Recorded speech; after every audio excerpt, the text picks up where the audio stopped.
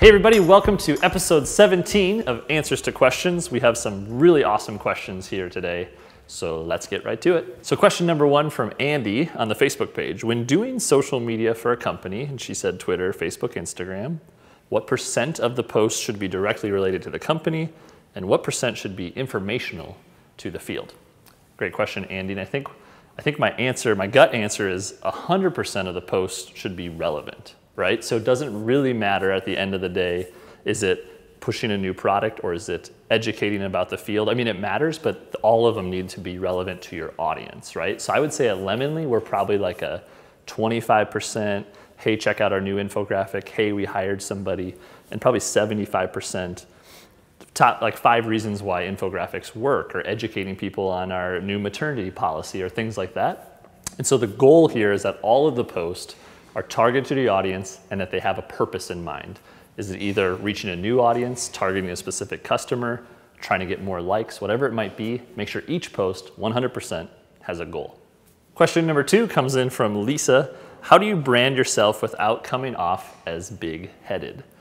This is a really good question. It can be very difficult because I think to create content, videos, and Facebook posts and tweets, you have to have probably a little bit of an ego enough to put yourself out there. I know I probably do. But I think the answer is you have to be yourself, right? Once you start to pretend to be someone else or to pretend to be big-headed or act like you're a big shot or someone that you're not, and I think authenticity is really the goal, right? So people who know you, and even if people who don't know you that are watching your content, I think it's they have a good BS radar, right? And they can tell if that's who you really are and someone that they want to listen to and read and follow or not. So the answer, be authentic. Question number 3 comes in from Austin from SDSU, a student. He says, where does an economics degree fit into the business world?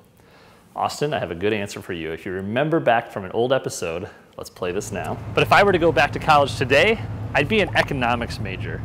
I know I probably should choose like web development or graphic design or something like that given my career, but econ is really, if you know and understand economics, it really seems like that's the way the world works. It's the way business works. You understand supply and demand.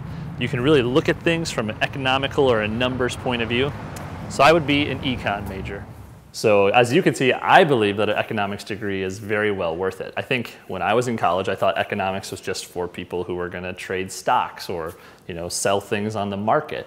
But what I've realized is really economics, the idea of supply and demand and cost and goods and services and how they are traded is in every single piece of business, right? So from agriculture in our state to technology in Silicon Valley or any part of the world, economics is relevant.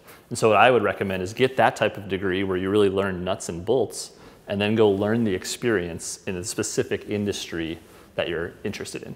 All right, our last question is from Jerry, and he emailed and said, some say that a Facebook page is like a restaurant. No one wants to go in the restaurant that's empty. They want to go to the one with the line outside the door.